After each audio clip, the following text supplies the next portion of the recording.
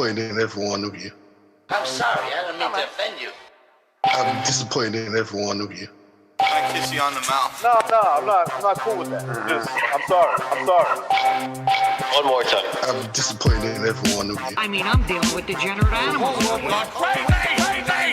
disappointed in every one of you. Disappointed in every one of you. All right, come on. Honestly, I can't do it no more. I'm disappointed in every one of you. Then let me tell you why. It's gonna be all right, Nicky. Go ahead, shoot. We just killed a fucking man. What are you going to do about it? You're happy because you got nothing. You don't got a thing. You're happy because you got nothing. Got nothing. I want to get out of this rat hole. I want to get online. I need BDA boxing.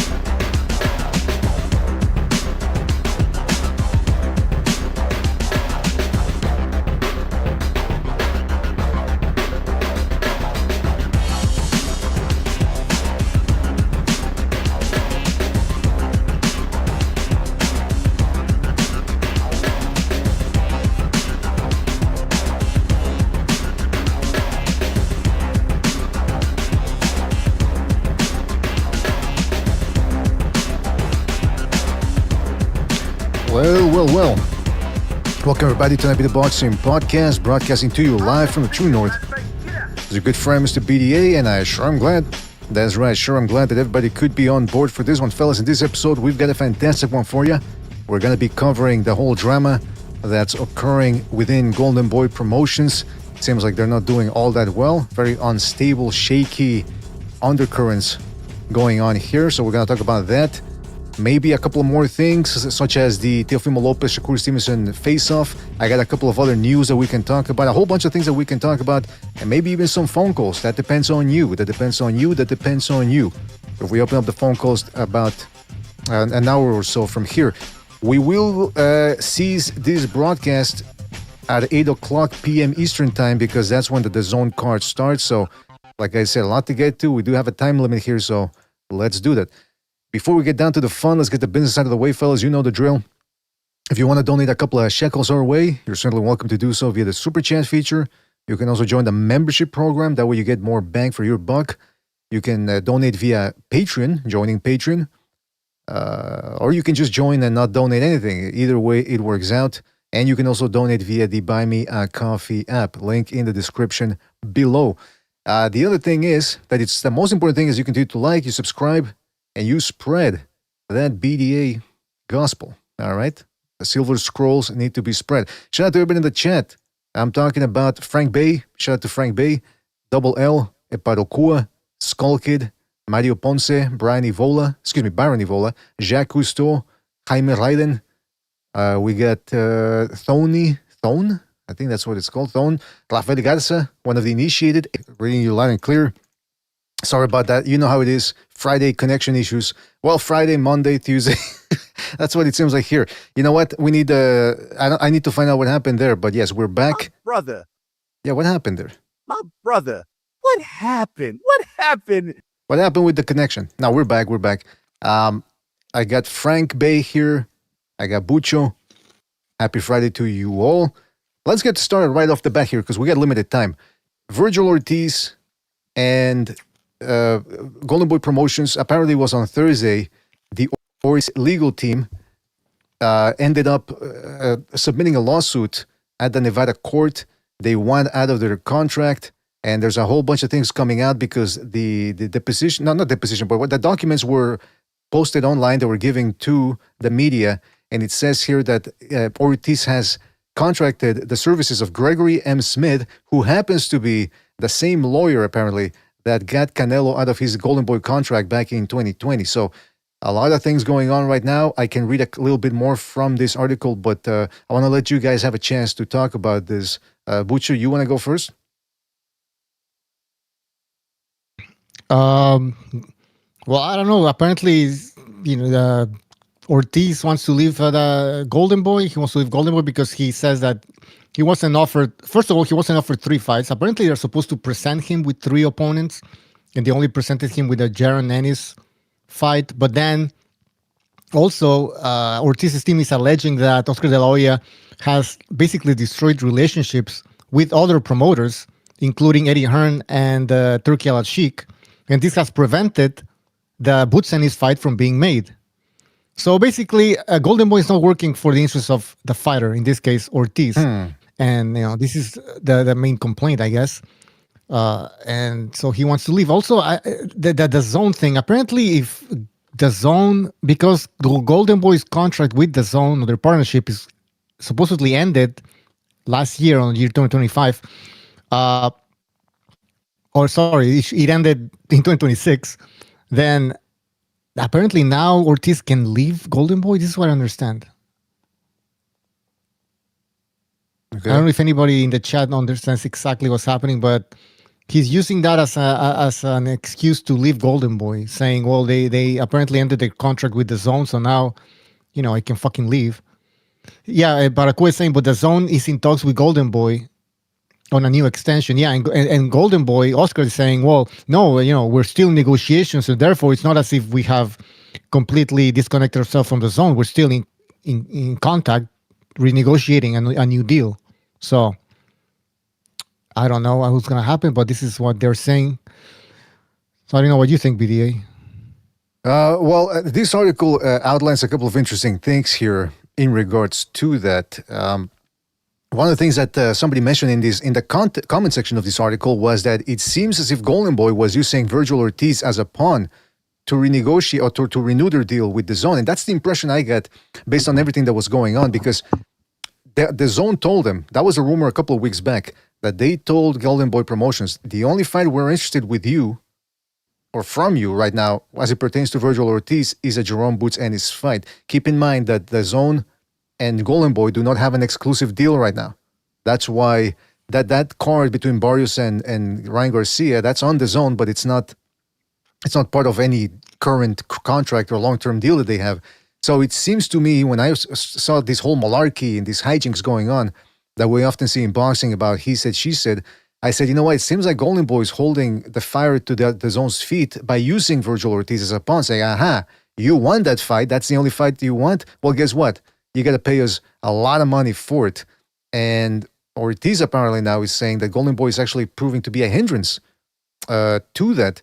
So that's the impression I got. And again, there's a comment here that reflected my thoughts. He said, it sounds like Golden Boy is trying to use Ortiz as leverage in negotiations for a new DAZN deal. It seems like Golden Boy is saying, hey, you guys need us. DAZN, you need us for content. Because remember, DAZN is planning on doing with their whole hyper program or whatever it's called. They want to hold 12 pay-per-views this year. So, DAZN's going to need a lot of talent to fill those dates. And so Golden Boy thinks, well, you need us. You got to do that. But there's a whole bunch of other interesting things here. First of all, the 32-page lawsuit, which is available to everybody out there, and people have been combing through it and posting snippets on Twitter. Apparently, they bring up De La Hoya's history of substance abuse in there as it pertains to De La Hoya being a hindrance to Vergil Ortiz's career. Also, it says, Ennis is promoted by Matchroom, who has spoken countless times of a verbal agreement made with the zone executives, and De La Hoya last summer to make Ortiz Ennis after both boxers took interim fights that they easily won by knockout. The lawsuit also states that the end of Golden Boy's exclusive content partnership with the zone affords Ortiz the right to void his promotional contract. So there's a bit of a legal loophole there that they feel allows them to get out of said contract. It could also be being used by Ortiz maybe and his team as some sort of negotiation, right? To leverage themselves and saying, hey, you need us, De La Hoya and Golden Boy, you need us just like you need the zone, or like just like you think the zone needs you. Therefore, let's up the ante here and pay us more. It could be that. It could be that he actually wants the Jaren Boots Ennis fight.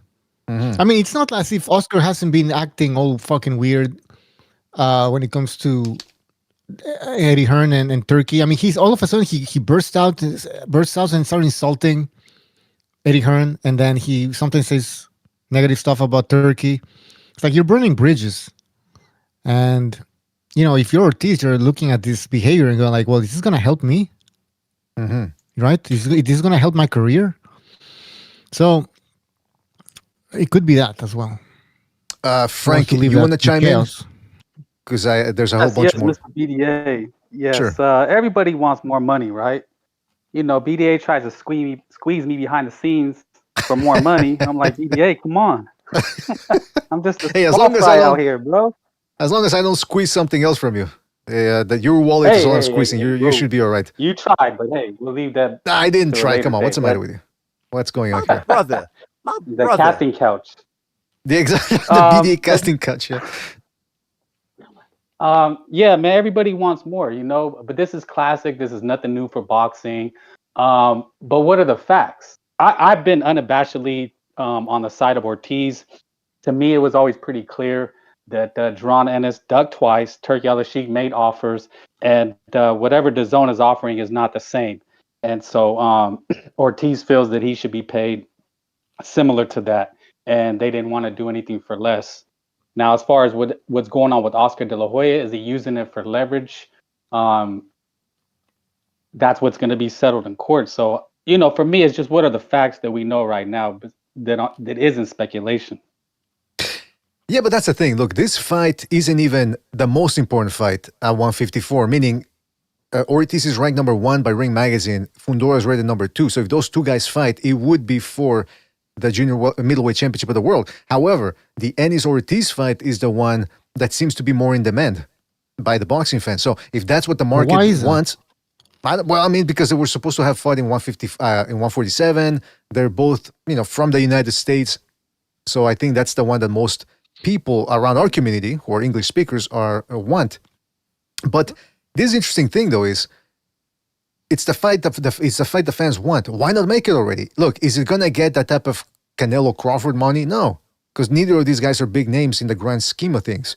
But it would do good enough money. And the problem with De La Hoya and Golden Boy Promotions is they're greedy.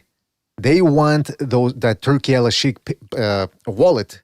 They want that coffer. They want that checkbook. Bingo. From the Saudis. So, hey, we want more. Meanwhile, who's suffering? Us, the boxing fans. Now, there's a lot of people out there who aren't suffering because they love this. They love that who's avoiding whom, who's the duck, blah, blah, blah. They love that. At the end of the day, it's a giant waste of time. The BDA, and that's the thing. A lot of fans are like, why even talk about this? You don't get no money. Who cares about A side, B side? It's like, well, I know it gets frustrating, but at the same time, we talk about it because this is how these fights get made. So it does matter whether you like it or not. I mean, they do this in every sport. They hold out in football. They hold out in baseball. So the only thing with Ortiz, his career is going to suffer. We've seen the last one that comes to mind was like Mikey Garcia sat out for 2 years. I can't think recently if this has happened where a guy had to sit, but this is really bad for Ortiz. Really, really bad. I mean, who cares about Oscar, right? He's just a promoter. Exactly. And I think most people always side with the fighter, right? Fuck the greedy promoters and this and that. So, but overall, it's bad for Ortiz. I'll shut up now. No, that's not him. No, but you make some good points because at the end of the day, it takes money to make these events too. I mean, these guys got to pay for the security arena. They got to promote it if they promote it. Because as we saw with Matias versus Dalton Smith, I think they spent maybe $10 to promote that. But so yeah, there's a lot of money involved in this, and I understand that it's a business and these guys want to get money out of it. But if they listen, let's say Las Vegas manages to secure or provide a good site fee, how much more do these people want? That's what I'm wondering. Because obviously they had to split the pot between Matchroom and Golden Boy. But is Golden Boy Promotions that much in the black? Or in the red, rather, excuse me, in the red that they need the money? In other words, are they really that hard up for cash is what I'm saying? Because now I'm starting to confuse the term in the black or in the red. But the point is, I understand that the financial ramifications of putting on this type of event. But look, for example, look at Ryan Garcia versus Mario Barrios. It's taking place in Las Vegas. From what I understand, Las Vegas is dead right now. They're charging $15 for a bottle of water from the little fridge there in the hotel room. How much more? Do they really think people are going to drive to Vegas to watch Ryan Garcia against Mario Barrios of all people? You know, of all opponents. So this one, yeah, I'm pretty sure it could do well at the gate, either in Vegas, California, on the East Coast, because Ennis is from Philadelphia. I mean, they could do it in Atlantic City. I'm pretty sure it could do well. But I don't know why they're demanding that much more money when they could. It seems to me like they could do decent money just holding it on their own without the Saudi checkbook. But anyway, this is the other thing that it says here. De La Hoya chimed in, or rather Golden Boy Promotions chimed in. They said, Golden Boy have since released a statement, and they said, we are aware of the lawsuit. Unfortunately, Vergil is getting bad advice from his lawyer and manager, who have repeatedly violated the contract. We will aggressively defend this lawsuit and enforce our rights. We are confident a judge will agree that our contract is valid and Vergil and his team are in breach. So they brought up the substance abuse there from De La Hoya. And let me say this about De La Hoya, by the way. For years, a lot of us have said that he is the figurehead of Golden Boy Promotions. He's not the real promoter. He's not like what Bob Arum was at Top Rank for about 40 plus years. He lets other people do the job, and he likes to sit around posting videos of himself wearing thongs or naked. Again, I'm starting to question now whether those fishnet photos from 2008, whether they were really leaked, or maybe he actually leaked them himself or allowed them to be leaked because he's an exhibitionist is what I'm trying to get at. I think he gets off on people watching him shirtless, and that's why I don't watch his videos. I see people posting on Discord, and I say, you know what? I don't like to be I'm not a pro-censorship guy, but in this scenario, I'd like to delete these videos. Another interesting thing here, as per Dan Rayfield, who's been combing through these documents, check this guy, check this out. He posted a snippet here that says that Vergil Ortiz is not a fan of De La Hoya's antics.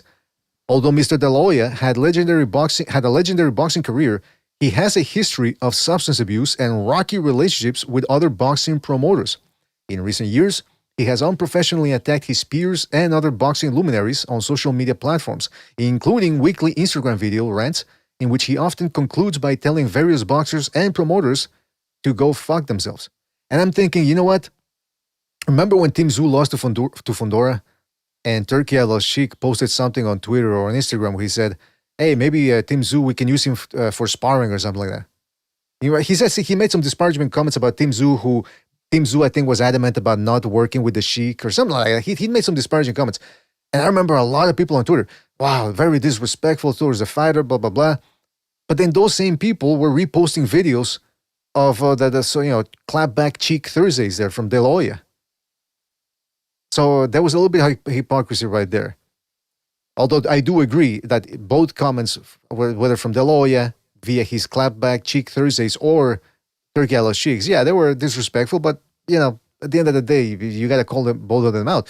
Then it says in this lawsuit, to protect Ortiz from the ramifications of Mr. De La Hoya's behavior and other boxing industry forces and factions, the PRA, which I think is Promotional Right Agreement, contained a provision requiring Golden Boys to work in good faith with other promoters as necessary to negotiate with Ortiz's preferred opponents, and also allowing Ortiz's representatives to directly negotiate with other promoters. The same clause prevented Golden Boy from engaging in negotiations behind Ortiz's back by requiring Golden Boy to fully disclose the terms of any written offer. So essentially what it's saying is Golden Boy, by having such an acrimonious relationship with other promoters and constantly bashing them and all that, it's not really good for Vergil Ortiz now, is it? Now, Eddie Hearn too, he takes a couple of jabs here and there, same thing with Top Rank, but ultimately they end up working with each other. De La Hoya, with the whole clapback Thursdays and, the cursing and being naked or near naked, that was a whole different type of thing. And now that it's coming out that these dudes were holding out for more money, it does seem as if that would negatively impact Vergil Ortiz. What do you guys think? Absolutely. I mean, Virgil has one job is to fight, man. His manager is there to protect him, and Oscar is there to promote him. But Oscar has a history of this. Ryan said it, Canelo said it, so that's the thing that makes kind of people want to side with Virgil. Yeah, I don't. Butcher, you're green, by the way, as if you're trying to talk. Are you there? Yeah. I don't know why it's like that. Anyways, I have no. Listen, I don't know what's going on, to be honest, because sometimes the fighter is at fault, sometimes the promoter. But in this case, I'm leaning more towards Ortiz. I think he wants to fight Boots. I don't think he's scared of Boots. This idea that Ortiz is scared of Boots Ennis, to me, doesn't make any sense. Why would he be afraid of Boots Ennis, first of all? Like, why did Boots Ennis do that causes so much fear in Ortiz? I mean, he destroyed Lima in one round? Like, who the fuck was Lima? Prior to that, Boots Ennis defeated Stanionis, which is, I think, his biggest win so far. Boots Ennis' biggest win. It was a good win, but I mean, again, I've always said that Boots Ennis had a size advantage at welterweight, and we saw that against Stanionis. I'm not taking away any credit, but that's just a fact that he just looked much bigger, and he did what he had to do. He took care of business. And prior to that, he struggled against Karen, and I mean, I don't forget that shit. And so this idea that, Boots Ennis is a good fighter, don't get me wrong, but this idea that this guy's some sort of boogeyman and that everybody's afraid of this guy and everybody's trying to avoid him, to me, that's just ridiculous. If you look at the face of that Boots Ennis and Ortiz had after Ortiz beat Lubin, when they're in the ring, post-fight, Ortiz looked, he was like comfortable, he was smiling, he's like, he looked like he knew he was going to kick this guy's ass. So when it comes to Ortiz being afraid, Boots Ennis, I think it's complete bullshit. So then, what is preventing the fight from happening? I don't know. It has to be the promoters that are at fault, in my opinion. Well, that's the more. Listen, I'm not trying to be disparaging here, but when that's all people focus on, that he's scared, or fighter A is scared, or fighter B is scared, that's a little bit of a low level conversation. And again, we all get into it because we're boxing fans, but when that's all it becomes and that's the only reason why fights don't happen, that's a little bit one-dimensional, and then that's offering an incomplete version of things. I mean, look at what's coming out now with the whole Golden Boy thing. It's greed too. It's greed. These fucking people are greedy, and again, I understand that events take money to hold and all that, and for them to take place. But at the end of the day, too, we're paying for the networks, we're paying for the pay-per-views, the subscriptions rather, for the zone, and then on top of that, the pay-per-views. So are we going to be held hostage too? Just like some of these fighters? I'm a fan first. I come from the fans first perspective. We matter too. Not just again, I'm tired of this whole woe is the fighters. Oh, the fighters, the modern day gladiators. Man, listen, they're getting into this for the money and because they're filling in a void in their lives. A lot of these guys are adrenaline junkies. So spare me that whole, they trying to make it out to be like they were kidnapped from the streets and forced to fight. No. Well, this is a for lack of a better term, it's a symbiotic relationship that's occurring here between fans and boxers. Just make the goddamn fight happen. I mean, how much more of this do we have to take? Let me read a couple of comments here. What do we got? In the chat, rather. I got two screens going on here. Okay, so Celestial Being says Vergil Ortiz could face John Ennis, or a big fight against Conor Benn would do. I mean, the Fundora fight would do. Conor Benn, nah, that I don't. Rafael Garza says De Loya's chick is all right. Dwayne says saludos from Mexico. Oh, he's in Mexico right now. Interesting. Shout out to the Boxing Roo. That's Kangaroo. That's Carl there. He says, I'd like to apologize on behalf of all Australia for that pitiful performance Michael Zarafa put on last night. Well, you don't have to apologize for that. I mean, but yeah, apparently Michael Zarafa, the male stripper, ended up quitting before the end of the third round, which turned out to be a non-contest against Nikita Zhu. And he says he had some sort of eye injury, but nobody could actually see anything. Now, just because he didn't have a visible eye injury doesn't mean he didn't really have one. I guess we need some medical proof for that. We got to wait for it. But yeah, a lot of people are piling in on Michael Zarafa. Baron Evola says, Oscar is a bitter person.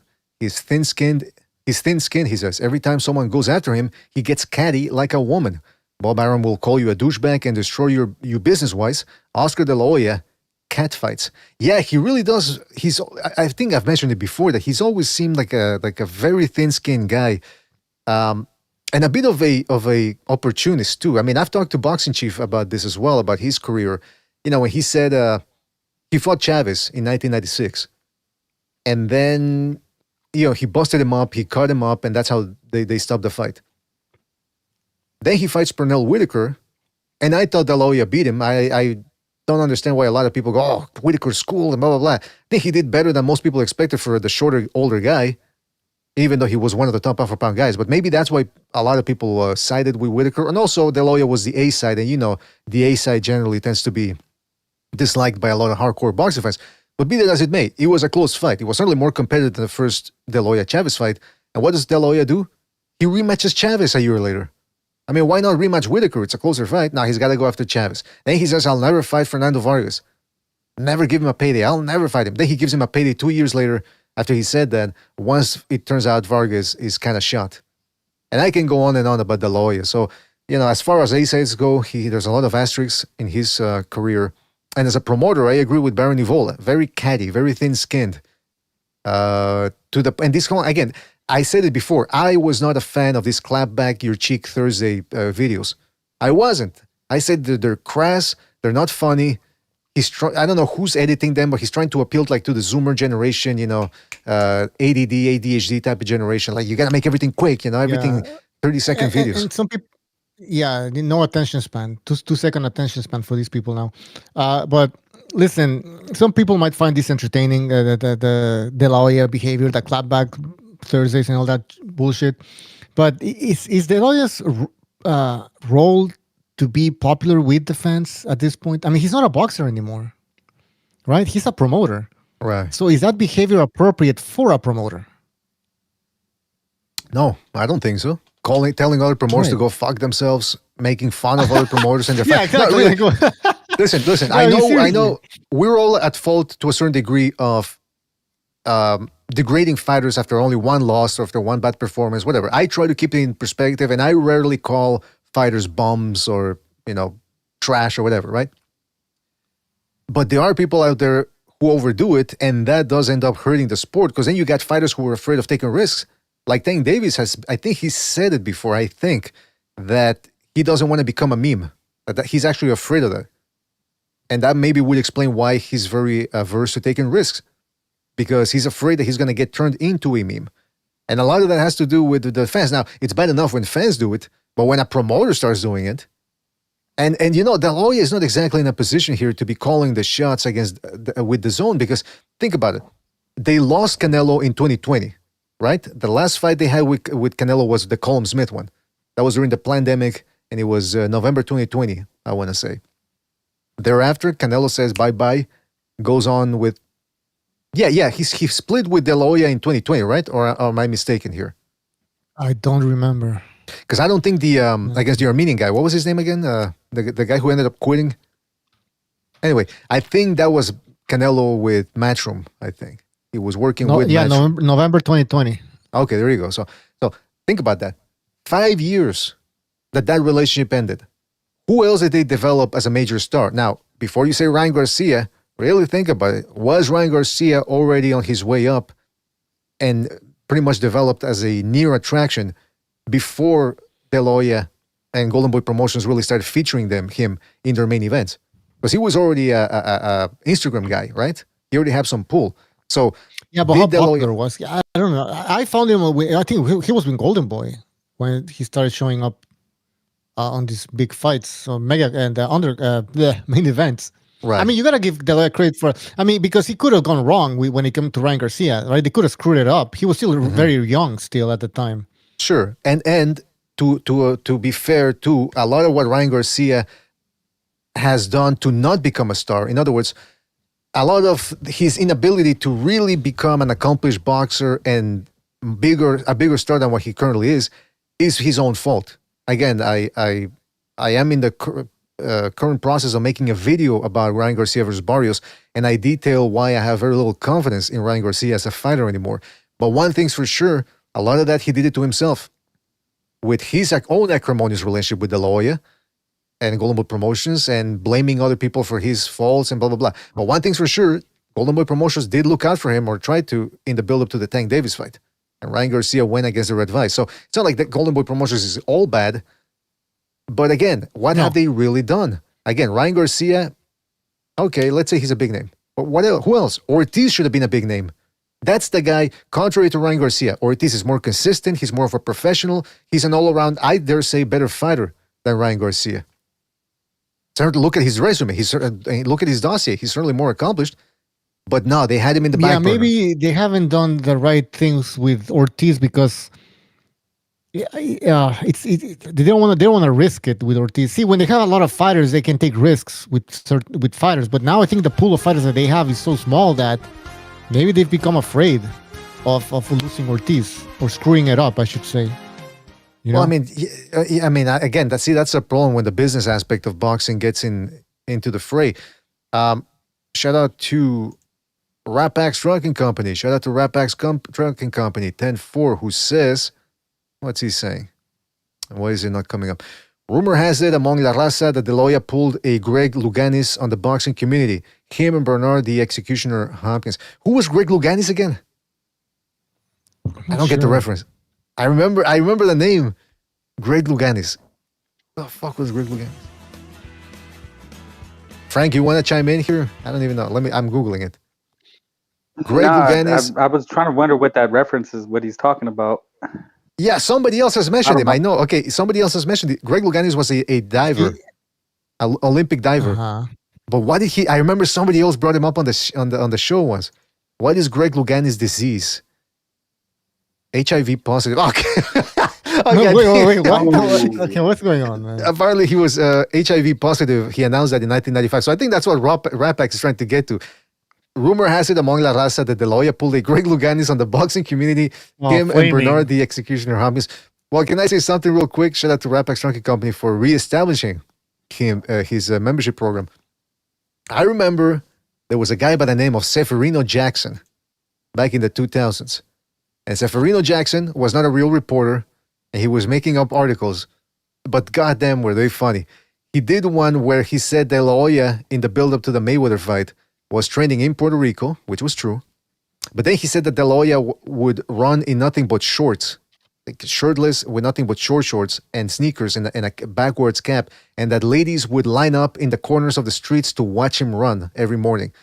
And then he said, Seferino Jackson said that Freddie Roach was an adept of the nude grease down, which was supposed an old technique performed by coaches from the 1920s, where they would force their fighter to be nude and then they would rub them down. And I'm thinking, what the fuck is this guy on about? And apparently word got to Freddie Roach about that. And Freddie Roach said, I don't give no fucking nude massages. What this guy on about? He also said, Seferino Jackson also said that De La Hoya used to be a bully. And that that De La Hoya was a bully, that he had a pet rat named Gonzalito, and that one day Gonzalito ran into a crack house, and the crack house started burning, and De La Hoya tried to barge into the building to save the rat, but his friends held him back, and the rat ended up dying. And then his friends say, oh, he changed after that. He became a mean-spirited guy. He would bully people. He would tell people that he was fighting for the rat, that he was dedicating his fights to the rat. And then he would end up beating up Afro-Anglos because he held resentment towards Afro-Anglos because they were the crackheads in the house, in the crack house, and that therefore he blamed all Afro-Anglos for that. Now I'm thinking, hey, maybe it wasn't all that fake. Maybe De La Hoya was really angry about Gonzalito being burned to death in crack house. Go ahead, Amagua. Good afternoon, gentlemen. That reminds me of the ancient Greeks that they used to train naked. That's right. That's right. Oh, Seferino Jackson also wrote an article that Hopkins his nickname in prison was Soapy, because one time he tried to accost a fellow inmate in the showers to try to have his way with him, but the guy was all soaped up, so he was able to slip away. So obviously these articles were fake and all that, but they were fucking funny, man. I'll see if I can dig him up at another time, post him on the Discord. Okay, but back to the subject at hand here. Amok, do you want to chime in on the whole De La Hoya versus Vergil Ortiz thing going on? I don't really know what's fully going on yet. I haven't really, took a deep dive to figure out what's really going on. Deep dive. Everybody at 54 dive. just fight each other. Like who gives a fuck about that fight if it happens or not? Just fight each other already. Point blank. Yeah, Is this really is this really the biggest fight? Because Bia, you said that this is the biggest fight. Is it? What about Fundora against Ortiz? That's big in my opinion. Oh yeah, that's true. That might be bigger. Who knows? I don't really know the stats. It would be more significant because the championship would be at stake, the real championship. It would be to figure out who the best guy in the division is. But it seems to me, the way I'm reading the room here on Twitter and listening to boxing fans and all that, it appears to be Ennis versus Ortiz. And this is a business. If the fans want that fight, we should be getting it, as opposed to Ortiz Fundora. Even if it is for even if the Ennis fight isn't for the legitimate 154-pound championship, hey, it's the fight the fans want. Why isn't it happening? How about fuck the business part? This is a sport. Fight each other and lynch each other, point blank. Yeah, it should be as simple as that, right? But for some reason, for some gosh darn reason, it ain't happening. Now, I was hopeful that it would happen. Now, there's other people like Solbers, he was saying, no, it's not going to happen, bro. It's a pipe dream. It ain't ever going to happen. Maybe he's right. Maybe it's not going to happen anytime soon. Look at they're announcing Usyk versus Wilder, right? Or I think they're about to announce it. They're saying it's going to be in June. Now, why the fuck would they have to hold it up all the way till June? Which fight? Usyk versus Wilder. What the fuck? It's June. Yeah. It's January right now. In San Francisco? In San Francisco, right? Yeah, in San Francisco. Yeah, in San Francisco. Why San Francisco? What the fuck? When's the last time a fight took place in San Francisco? That's the Bay Area, right? That's what they call it over there in California, the Bay Area? Yes, sir. Yes. The last time I remember there was an event was Devin Haney versus Prograis. And actually, that did well at the gate, apparently. Maybe that's where Kung Fu TV's best friend lives at. The gay guy that did the costume for Wilder. Oh, okay. Oh, yeah. No, I think that guy's from New York, I would assume. Well, he could have moved, to be more with his people. But, who knows? Yeah, maybe. I don't know, man. Yeah, that's a good question. Who's here? I know. I'm so excited. Are you excited? You got to see what he drove up in. You got to see this car. Oh, really? What was it? Crazy. I finally found the video, by the way. I was looking for it and looking for it and looking for it, and I finally found it. So I'll play it later. I just played you a snippet there. Deontay. But, the Bay Area, okay, Haney, I think, is from there. So I don't know how it managed to do so. Maybe that's why it did good numbers. I was surprised, actually, that it did well at the gate. But Usyk and Wilder, will it do well at the gate over there? A guy from Alabama taking on an Ukrainian. How's that going to work? I heard it's going to be free. That's what I've seen some of the snippets or reports. I don't know how true it is, but it's a tech guy and he wants it to be free. It's going to be outdoors. Wait, who's promoting this shit? I don't even know. That's the thing. Something. Guy. Yeah, iSpeed. San Francisco, right? Is it iSpeed? Oh, okay. So, IP Boxing something. It's like a new company. It's a startup or something. I thought it was gonna be like some Dana White shit related stuff. No. It's just some new guy with some tech guy with a lot of money, and he wants to do it in San Francisco. It's gonna be part of like a festival, music. It's gonna be a whole thing, not just a boxing match. Hey, let me open up the phone. phone. Will there be a good undercard in this shit, or? I was thinking about anything. Oh, I was thinking about if they were gonna have a halftime show like Turkey Alley shit. Remember when you had the M&M content? By the way, Butcha, I forgot to tell you. Did you catch that? What Amok's nickname for Turkey Alishikis? No, what? What'd you say? What's his name? Turkey Alley shit. Ali, like an alley, like yeah. You fucking he's gonna find you.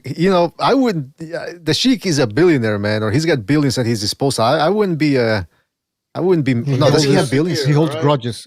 He can't do nothing here, and I give two fucks.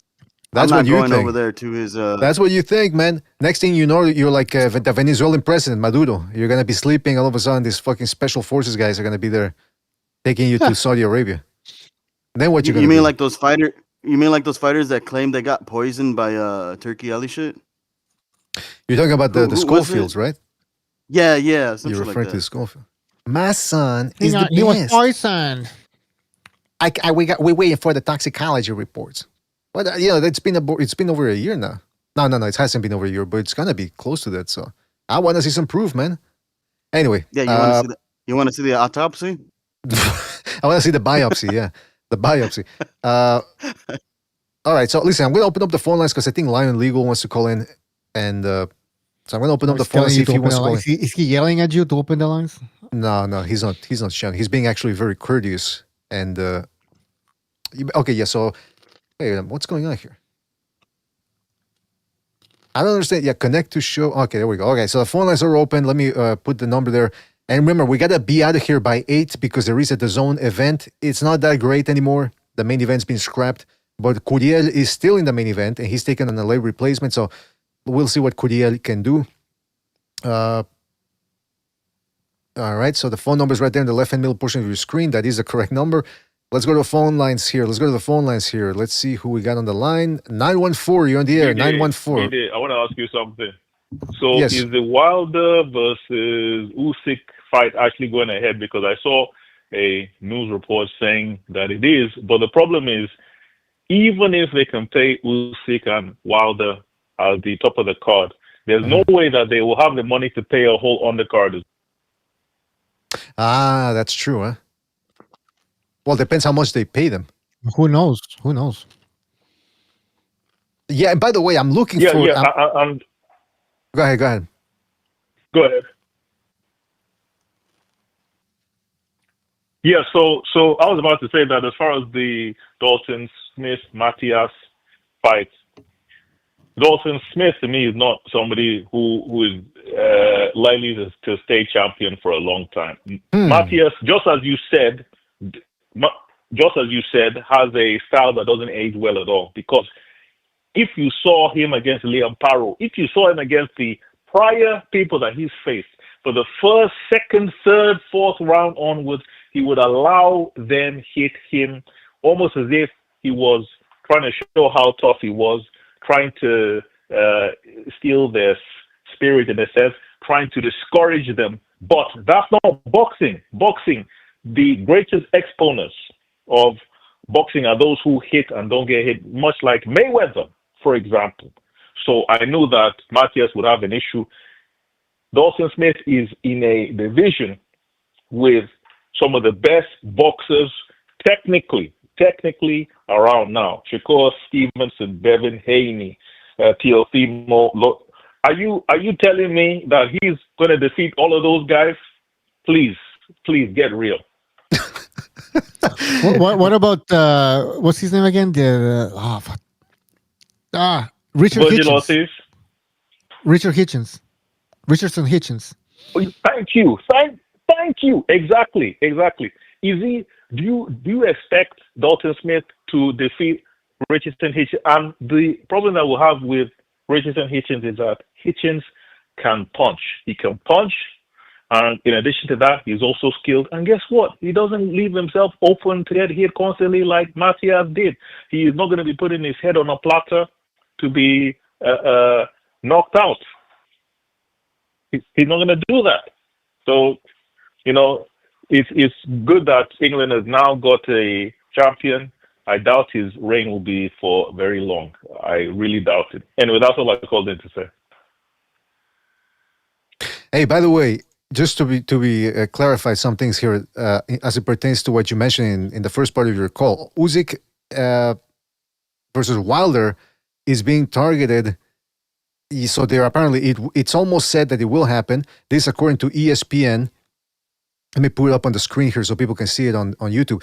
Alexander Usyk targeted for record-breaking fight on YouTube. It's been targeted by Ed Pereira, CEO of new boxing events company called IV Boxing, or I think it stands for Intravenous Boxing, which plans a series of events this year to make him one of the, okay? It says it will be aired on YouTube and some will be free to the public to attend. So they're going to be airing that fight on YouTube. That's the plan. Okay, so I agree that if they can, get the fights on YouTube, YouTube will have the money to pay. Absolutely. This is a multi-billion-dollar company that is a subsidiary of a multi-trillion-dollar company. So, as far as the money is concerned, they will have the money for sure. Whether they have the appetite for boxing, I don't think they do. My life flashed before my eyes here as it pertains to this, man. I'm telling you, it's all right. So I don't know if he's going to call back, man.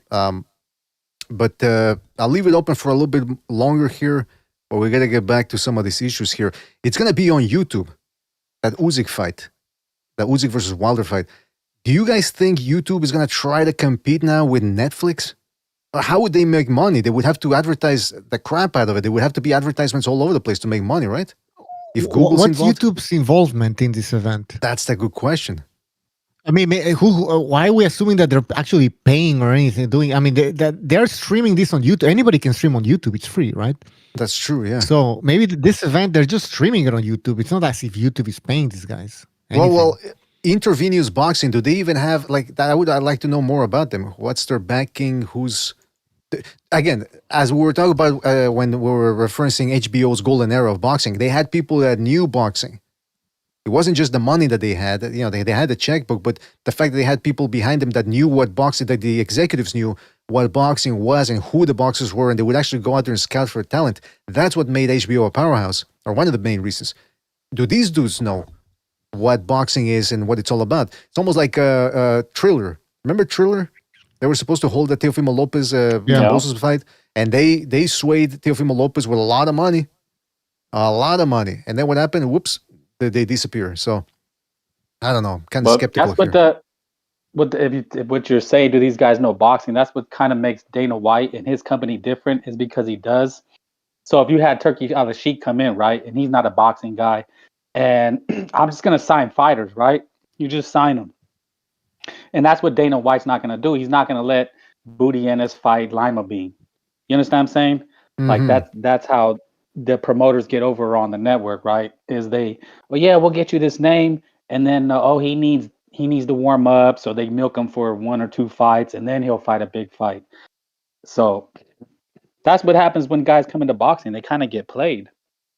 But that's what'll make Dana White different. Yeah, Dana White's no different. No, he won't let guys do that in his company. He's not going to let that happen.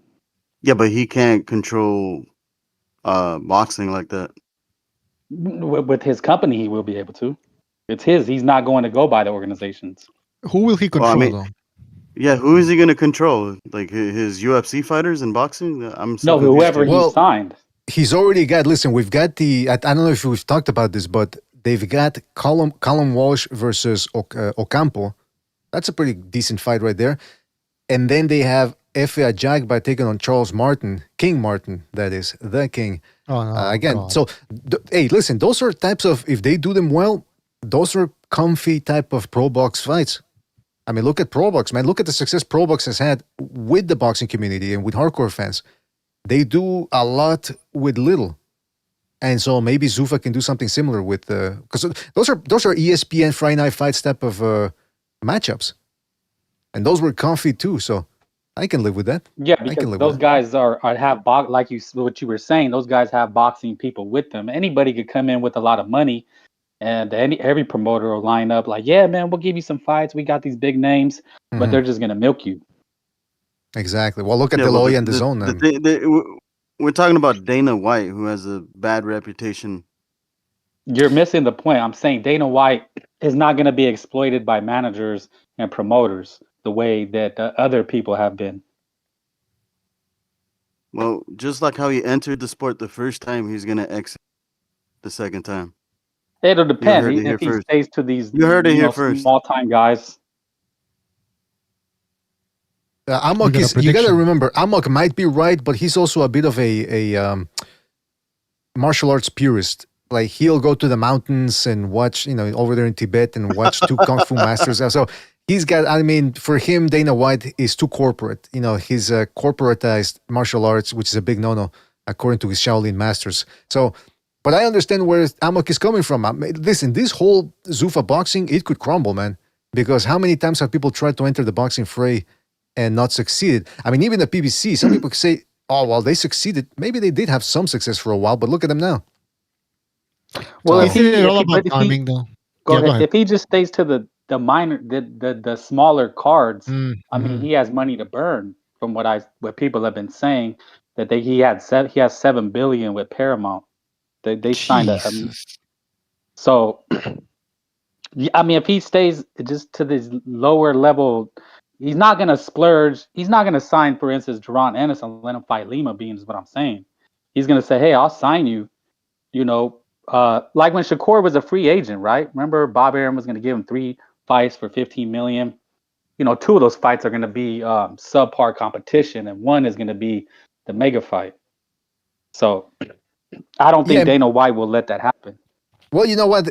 I mean, think about it too. We had the Canelo Crawford fight, and that was even like I was actually surprised at how 2 months prior to the fight, that's all people were talking about. It never ceased the hype never died down.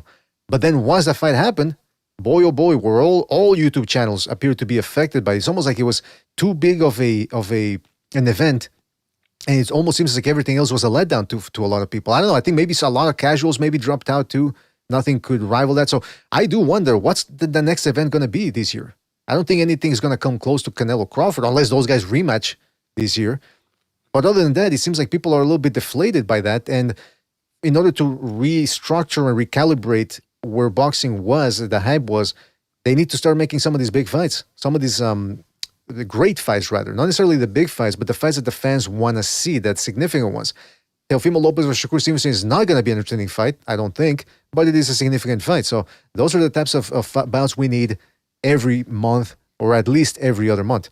By the way, let me just read a super chat here real quick. Shout out to Jin Ryu. Shout out to him for his contribution with the super chat. He says, "Salute BDA community. I find it curious that the day we find out Canelo is fighting in September, with Canelo Promotions involved, we see Vergil suing to get out of a contract. Maybe Canelo is prying Vergil from Oscar. Shekels for Asians." Ah, come on. What's he trying to intimate there with the shekels for Asians? But shout out to Jin Ryu. Really appreciate it. What do you guys think, though? Do you think that do you think he's I'm part onto something? Asian. I should get a cut of that donation, right? Aren't you part? No, whatever. True. But I don't understand that logic. But what do you guys think? You think he's onto something there? You think maybe Canelo's trying to pry Vergil Ortiz away from Golden Boy? Wouldn't that be collusion though? With that, I mean, I hear what he's saying. It's possible. I mean, shit, people have conversations. Yeah, I suppose Maybe anything's Canelo did possible. talk to Vergil. He's like, look at me. Look at my success now. You want some of this? You come with me. You come with me. I give you everything. What the fuck is that voice? I don't want to talk something- about that, something like buddy. I don't want to talk about that, buddy. I like how he said Make a remix. that's how you know the guy is taking his English classes. He knows how to buddy. Hey, buddy, don't talk to me like that. No, Buddy. he sounds like one of those drunk deals trying to talk in English. Yeah, but listen. That's very speculative there, Jin Ryu. But you never know. Maybe Canelo's promotions, they're trying to break in with a bang. Mean, yeah. At a certain point, every fighter, once they reach a certain level, eventually wants to go out on their own. De La Hoya did it. Shakur Stevenson just did it. So at a certain point, once they reach a certain status, they leave the promoter. But wait a minute, but even at that point? Yes, Shakur Stevenson is not on his own. He's with Matchroom. No, he deals. From what I understand, he doesn't deal with. He just deals with them directly, though, kind of like a free agent. He's not signed. That's the thing, though. Free agent. I mean, you need the promoter. So how free of an agent are you? And I was like, Shakur Stevenson can't just say, you know what, fuck Matchroom, I'm going to do an event by myself. Again, that's what I was saying earlier. Well, isn't that what Floyd did, though? Floyd did. Remember, it was Golden Boy who promoted a lot of Floyd fights. I remember I know you were there. It wasn't Floyd Promotions. It wasn't Money Mayweather Productions. Nonsense. You were there when there was a guy on Repit saying that Mayweather was the king. He did it all by himself, and I think even Repit or one of you guys provided the evidence that night. It was Golden Boy Promotions. They were the event's promoter. Yeah. It wasn't. So I mean, I don't know. Yeah, you would see TMT and the poster or whatever, but they weren't doing shit. I mean, look, where are they now? So it was Golden Boy, yeah. So you always need a promoter, right? Now, Wait, yeah. You asked where they were. Doesn't he have a strip club? I'm assuming he's extorting the strippers over there at his strip club now. That's what Jimmy said. Yeah. That's what Jimmy said. Jimmy Yeah. said he would lock him in the back room or whatever. I mean, They're probably allegedly. locked up in the back and shit. Allegedly. Yeah. Well, no, they said one of his companies, his employees didn't get paid, or that's what they were saying. Oh shit. Oh, well, that boxing, no, Business Insider article that details the whole sordid story of Mayweather being incredibly in debt. He's not broke, because some people say, "Well, what are you saying? He's broke." No, he's not broke, but he's in debt, and doesn't surprise me with everything. He was buying a bunch of things that depreciate in value, like shoes, jewelry, like the shoes thing. Apparently, the rumor was, and I wouldn't be surprised now reading this Boxing Insider, this Business Insider article came out. I wouldn't be surprised if the rumor from years ago happened to be true. The rumor was that this dude would buy a pair of shoes to wear in other words, he would buy a new pair every day. Oh, every day. Yeah, every day. Yeah, That's I what I was heard that trying to shit spit too. out there. Yep. Yeah, but What? he has that one fighter, doesn't he? The caramel lotion or what's his name? See, I'm always twist the names. Caramel lotion, Caramel Morton. Yeah, and even then, you can tell he doesn't have his best interests at heart, because when Morton was doing or whatever his name is, when they were doing a press conference for one of his fights, Mayweather actually hijacked the press conferences and went on a rant about his career that lasted for about 20 minutes. That rant, like, when I was a boxer, I took on all comers, and guys like De La Hoya, hell of a fighter. And he just went on and on. Hell of a fighter. He's clapping and Yeah, shit. he's just clapping. Hey, by the way, real quick, shout out to Ben on PayPal. He sent us 2 donations in November. So sorry, Ben, if we never got to you, but shout out to Ben. I don't want to say his full name, because sometimes these donations, they get the whole name here. So I'm just going to call him Ben, who donated on November. And he said, thanks for speaking up on behalf of fans. That's all we can do, man. And shout out to, then he gave another one here in January, a couple of days ago. So shout out to Ben. He said, good family show. Okay, so he's being sarcastic there. But shout out to Ben for his contribution. Shout out to everybody who's donated so far, and everybody who's tuned in. Hit that like. What were you going to say, Amok? Can you refresh the bar, the donation bar on top? Just refresh it. The donation? How do I refresh it? Just copy the link and repost it. Okay. As if it was a chat. Okay, Yeah. and I'll be right back. I'm going to go to the latrines, by the way. But yeah, Amok wants to say something. Go ahead. Yeah, caramel lotion. He kind of looks like that one kid in Stranger Things. The kid that looks like a Chicano. Oh yeah, he looks like a black bald version of it. Well, who's this guy you guys are talking like about? A Ninja Turtle. Yeah, he looks like that. A little ugly Ninja Turtle. I don't know who you guys are talking about, man. The Kermit Morton kid. You've seen him before. Probably. But I don't know. I don't remember him. He looks like a monster or what?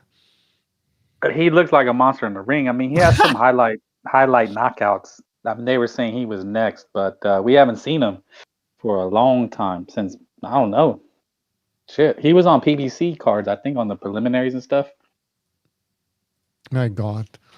What happened to the PBC now? Somebody posted on Discord like their schedule, and it says coming up or something, like to be announced.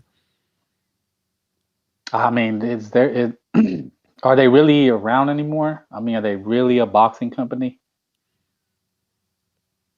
Don't you have to have fights to be called a promotion, I guess?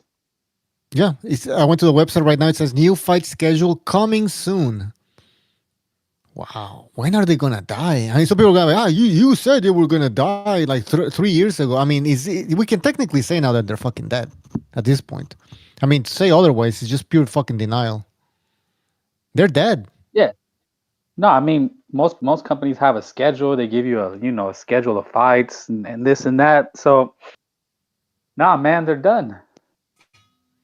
Are they gonna miraculously come back? Is there gonna be like this new deal where they have hundreds of millions of dollars? Not really. No, I don't think that's gonna happen. And by the way, which fighters do they even have at this point that that you can go like, oh shit, these fighters are not gonna be free agents? That's great. Well, which fighters are those? I mean, Tank. Brandon Tank, is fighting, but he's fighting Nick Ball on a matchroom card, I believe. No, Queensberry, right? Whoever Nick Ball's with. He's with Brandon Frank. Figueroa. Nickel balls. Don't they got Super Mario Brothers? No, Mario Barrios or whatever the Mario. No, but hey, yeah, Mario Barrios. Yeah. Mama, with Nick Ball, how about if we start calling him Nickel Balls? Would that work, or is that too lame? I think I said something like that, or what was the other thing I said? Pick my balls or some shit. Okay, that makes no sense, man. But it's still fun. Listen, I got a 5th grade sense of humor. What do you want from me? But by the way, no, the PBC, somebody posted a poster of the. Here it is, Benavides against Ramirez, and it says PBC Prime. Okay, so that's not okay. Because again, the Barrios versus Garcia, that's the zone. So I was expecting Zurdo versus Benavides to be the zone too, because Zurdo's with Golden Boy. But you know what? Yeah, listen, all these dudes are hurting right now. Top Rank doesn't have a place to broadcast exclusively right now. Golden Boy litigating with their own fighter in Vergil Ortiz. So these guys are all bad. But Amazon, with their 4 big events last year, how many events did they have last year? 4 or 5? I remember in 2024 they said they were going to have 12. So this is bad for boxing, man. This is bad all around for boxing. I want more fights. I don't want fucking these guys. I would disagree. Really? Yeah, the less of these organizations or boxing or whatever the fuck you want to call it, the better, because eventually it's going to, boil down to one good one, or at least, somewhat, better. Yeah. We need less options, because there's one thing is having a lot of options for a consumer, but a situation like this, there's too many, and they're just extorting certain consumers. Right. Well, I don't know. Listen, you could be right. All I know is I want more boxing. That's all I'm saying. Tank Davis. But you want it at a price, though. Like, it has to be a reasonable price. Right. Well, there's a lot of free boxing on YouTube. There's a lot of the free quality is boxing. not the best, though. I mean, there's a handful of them that have decent quality. Yeah, Amok is talking about some of these Thai fights that he sees, like this at 2 a.m. No, I'm talking. Are you talking about Thai fights or boxing fights? I'm talking about boxing, because there's the Pro Box, IBA, there's Pro Box, IBA right off the top of the head. I can think of. I mean, I appreciate that. Don't get me wrong. I'm just saying, we need. I also want my championship. I think fights, you mean you want boxing consistently. Like, you could have it on Tuesday, on Friday, and Saturday. Yes. And not too many lulls. Because right now we have, like, this week. Well, there's the football playoffs, so that's why this is on Friday. But that's why I wanted to know that shit. Yeah. Well, listen, if intravenous fighter, if but you know what intravenous the problem boxing, is that. Yeah, go ahead. if intravenous boxing can start doing what Pro Box does, and then Zuffa starts doing it too, hey, could lead to somewhere. Well, and you have Jake Paul. He has his little stable. He has a somewhat of a stable. Isn't His he fights just into haven't been that female bad, boxing, though.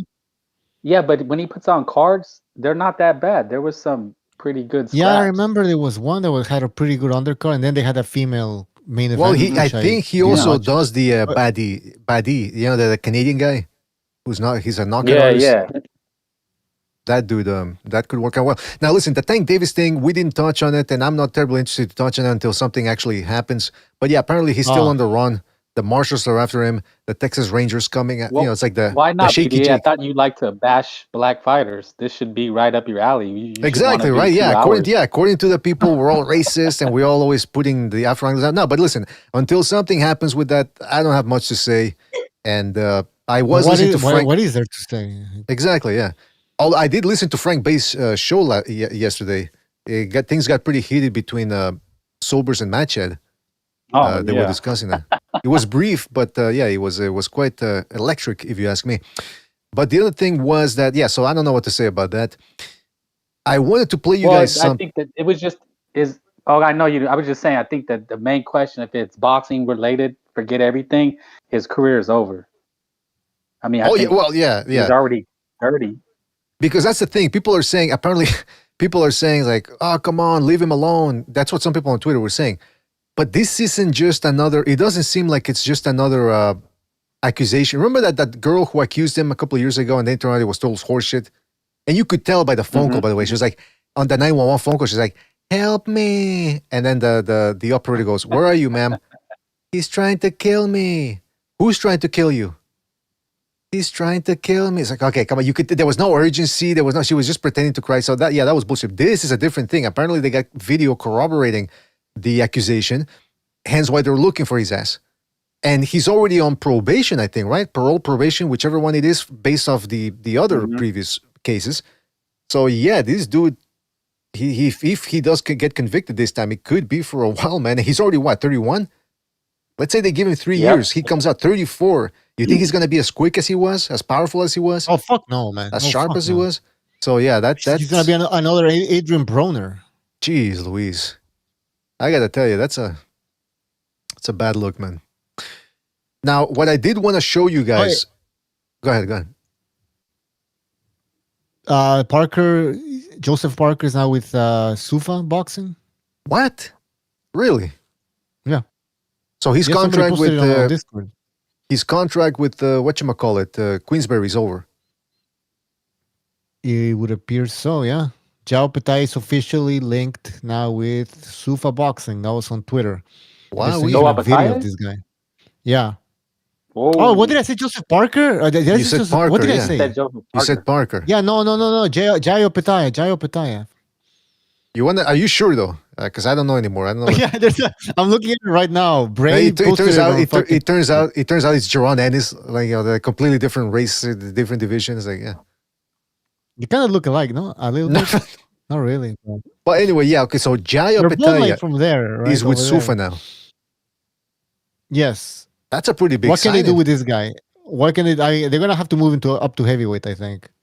Oh yeah. If he doesn't fight Zurdo or Benavides, what's the fucking point? Like just getting up to heavyweight. But wait a minute. You're saying that I didn't even know his contract with Matchroom was up. That's number one.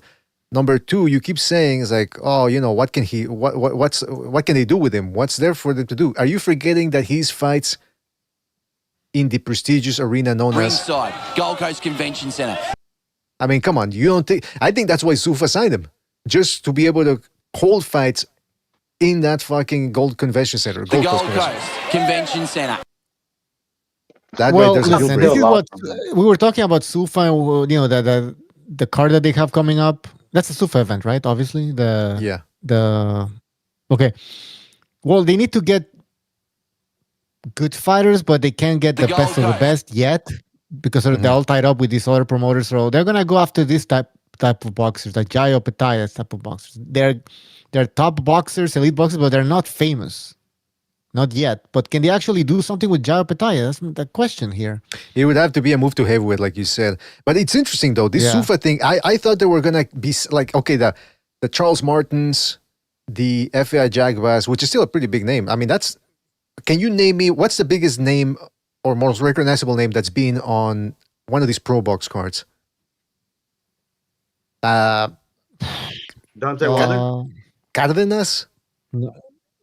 The guy that dropped Inoue, he fought there a couple of times before and after. Angelo Leo. Who's the biggest name they've ever had in there? Banana, the Banana guy, remember? Banana Rosario. Oh, yeah, Banana Rosario and Jared Hurd. Way past their peaks. What about Paulie Malignaggi? He's a big name. No, but I'm talking in the ring. I'm talking anyone who's actually stepped in the ring. What's their biggest? I'm telling you, Opetaya. Angelo Leo. Yeah, you say Angelo Leo? Sergeant saying it in the chat. Yeah, I mean, Opetaya, that's the current cruiserweight champion. Lamont Roach, Gene Rice. Oh yeah. Lamont Roach did fight. Yeah, you're right. Yeah, yeah. Go ahead. Yeah, what about that guy that fought Jermel? Lubin? Yeah, Lubin and. Oh yeah, Lubin. He fought there. Yeah. And the other dude, remember? I can't remember. But then again, the Argentinian guy. No. Oh, he fought there. But then again, Castaño? No. Then again, That I mean, again, Opetaya is undefeated, power puncher, fighting out of the convention center. I mean, how many guys can claim that? And then on top of that, like I said, he's a legit champion. Legit champion. Yeah, but does anybody care? I mean, yes, we care. Boxing fans, hardcore fans, you could say. But like marketability, can this guy become some sort of an attraction? That's a good point. In the US, casual, Bucho. What the hell? True. But yeah, I saw Opetaya in the US. Like, what the fuck are you gonna do with this? No, yeah. He's a cruiserweight champion. What the fuck is cruiserweight? Well, he was waiting for. Listen, he was waiting for Ramirez. That ain't gonna happen. Now it's Ramirez versus Benavides. So who's he gonna fight? Chris Billiam Smith, Badu Jack? I mean, no. He should just move up already. And by the way, let's address another thing. He's 31 years old, or thereabouts. He's not exactly a 25-year-old prospect. I mean, this guy's got to move up now if he's gonna move up at all. So that's my thing on that. Is there a bridgerweight champion? I think so, man. If I check champignon.info, I think they give you the champions. Ring Magazine doesn't. No, they don't give that shit. And I think only the WBC recognizes the bridgerweight division. No, apparently the WBC and the WBA, according to champignon.info. And what does that tell you? That the WBC and the WBA, two divorce. Look at that. Kevin Lorena, that's the bridgerweight champ. Christoph Wolodarski, he's still there. What the fuck? And then these other names that I'm not even going to attempt to pronounce. But I wanted to address this before we. You're going to have to rewind like at least 5 minutes because. I know. But I'm picking up where I left off here. That father duo teams, they're starting to piss me off a little bit because they're veering into second Renaissance territory. Like I said, Floyd Schofield Sr., he claims he hypnotizes his son. His son says, I don't even remember that Tevin Farmer fight. It's one thing to say, okay, you're being hypnotized to be meaner or to have a different type of character, but to become a completely different character, a different personality where you don't even remember the fight happened. And then Schofield Sr. says a spirit enters him. That goes beyond hypnotism or hypnosis. That's something else here. Well, it turns out that Brian Norman Jr. also underwent some sort of process, some sort of MK Ultra process, one could say, perhaps. Check out what he had to say, because now Norman Jr. is no longer being blood. Wait, hold on. I'm trying something here. I'm trying to see if I restart this thing. I want to see if we're back on the air here, just to see what happens if I think does it create another event? Hold on, it looks like you're back on, aren't you? Yeah. Okay. You're back on. We've been back on for a while now, I think. No, because I just restarted the thing here. So we're back, but I mean, I think we gotta go because we're 5 minutes away from the zone event. So who's gonna watch the fucking first fight of them? Yeah, you gotta give people another 15, bro. Nobody cares about that. Is that even a good card? I don't think so. The main event, they trashed. The main event is trash now because Curiel is not fighting. What's his name again? Fuck. Rocha. That was supposed to be a rematch. I think I saw that earlier. Right, but it's still. I mean, it's still Curiel. I still want to see that dude fight. So we'll see what happens. By the way, was my mic too hot too? Testing. 1, 2. No, okay. I think it was okay. It's all kind of a little bit up there. Really? Yeah, it's all good. I mean, on my interface, it's reading as in the red. Maybe your interface sometimes sucks. No, it's a pretty damn good interface. I'm just saying, my mic might actually be too hot, but I tell you what does suck: the internet. I don't know what happened with the internet. I gotta check into it because it wasn't happening for a while. Now all of a sudden, the last time I hosted and this time, I'm gonna have to restart that shit. Maybe you guys I wonder if it's your Wi-Fi card giving out or some shit. Something's giving out. Or just your Wi-Fi. Yeah, I think your computer needs to. It's Trudeau is coming to get you. You know what though? I'm actually gonna say it's not my fault. Something happened. I mean, there was a baby stroller. There was a garage. Somebody standing on top of a garage. I don't know what happened. Someone looked like they were about to jump off of that garage. Exactly. What'll happen if I jump off of here? Can I fly? I was just thinking, am I gonna fly? Okay. Before we go, let's see if my fucking thing doesn't crash here. But a video came out on Twitter. I don't know where this is from. Shakur Stevenson, in preparation for the Cepeda fight, for the Stevenson fight, he's hitting the mitts, okay? And Keyshawn Davis is in the background. And, well, I'll let you decide what's going on here. Hold on. I don't know what's going on. Before we go, I'll play this. And then we do have to go. Hold on a second. Am I sharing the screen with you guys? No, I'm not, huh?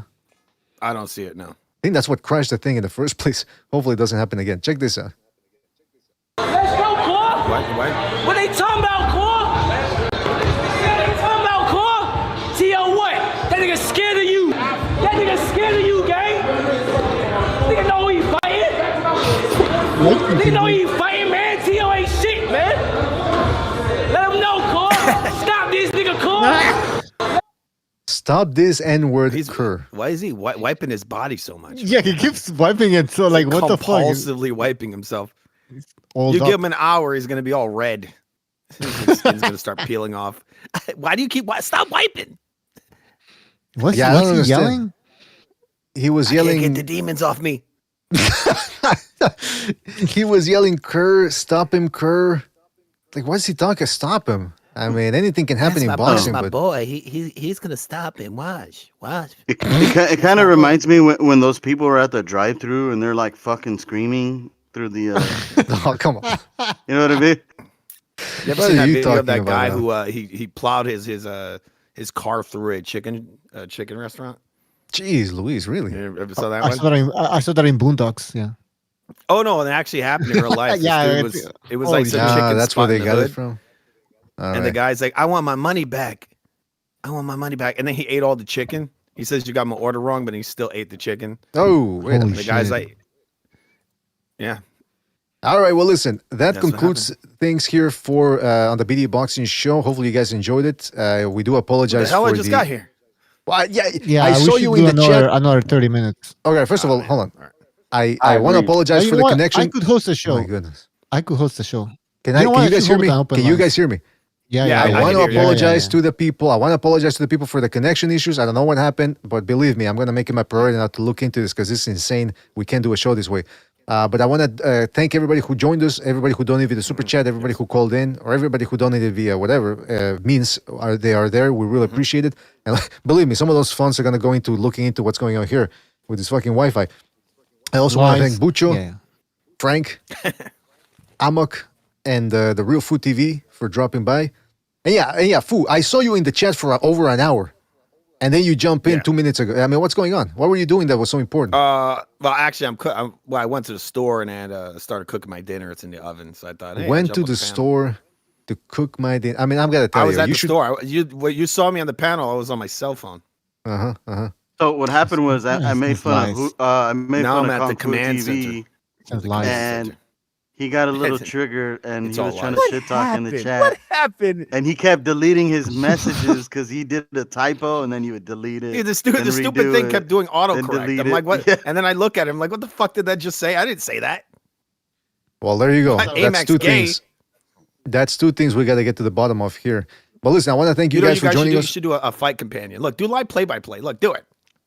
No, listen, this shit is gonna start crashing again. You know what? I'm gonna do an off-the-air shit then. Well, there you go. Yeah. Because this thing's gonna crash. I could go live. No, this thing. Well, if you, I mean, hopefully it doesn't crash. What kind of man. connection you guys got? Are you using Wi-Fi? Like, listen. Here in Canada, the infrastructure stinks. We only got 3 companies. It's not like in the US where you got 25 companies competing against each other.